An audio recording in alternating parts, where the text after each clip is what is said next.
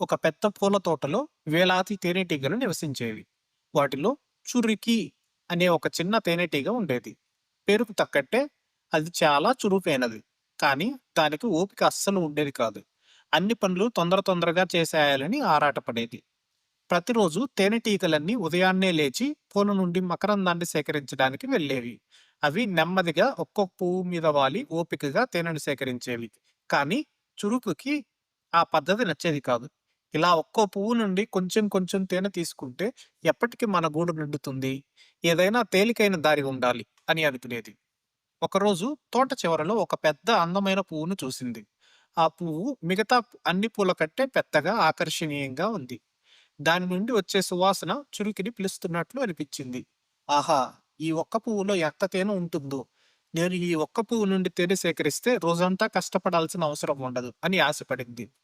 చురుకి ఆ పువ్వు వద్దకు ఎగరడం మొదలుపెట్టింది. అప్పుడు తేజ అనే ఒక ముసలి తెలివైన తేనెటీగ దానిని చూసి, చురుకి ఆగు! తెలియని పువ్వు దగ్గరకు అంత తొందరగా వెళ్ళకు. అది ప్రమాదకరం కావచ్చు. ఓపికతో ఉండు అని హెచ్చరించింది. కానీ చురుకి ఆ మాటలు పట్టించుకోలేదు. మీరంతా నెమ్మదిగా ఉంటారు. అందుకే వెనకపడిపోతారు. నేను తొందరగా వెళ్లి అందరికంటే ఎక్కువ తేనె తెస్తాను అని గర్వంగా చెప్పి వేగంగా ఆ పెద్ద పువ్వు మీద వాలింది. పువ్వు లోపలికి వెళ్ళగానే దాని కాళ్ళు ఒక జిగట త్రవ్వులో ఇరుక్కుపోయాయి. అది బయటకు రావడానికి ఎంత ప్రయత్నించినా దాని రెక్కలు కూడా ఆ జిగురుకు అంటుకుపోయాయి. అది ఒక కూజా మొక్క. అది కీటకాలను ఆకర్షించి బంధిస్తుందని దానికి అప్పుడు అర్థమైంది. కాపాడండి, కాపాడండి అని చురుకి భయంతో అరవడం మొదలుపెట్టింది. ఆ అరుపులు విన్న తేజ మిగతా తేనెటీగలను వెంటబెట్టుకుని అక్కడికి వచ్చింది.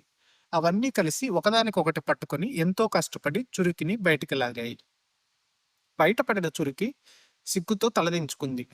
తన తొందరపాటు వల్లే ప్రమాదంలో పడ్డానని తెలుసుకుంది. అప్పుడు తేజ ప్రేమగా చెప్పింది. చూసావా చురికి, తొందరపాటు ఎప్పుడూ ప్రమాదాన్నే తెస్తుంది.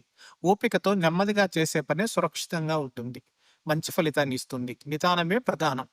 ఆ రోజు నుండి చురికి తన పద్ధతిని మార్చుకుంది. మిగతా తేనెటీగలతో కలిసి ఓపికగా, శ్రద్ధగా పనిచేయడం నేర్చుకుంది.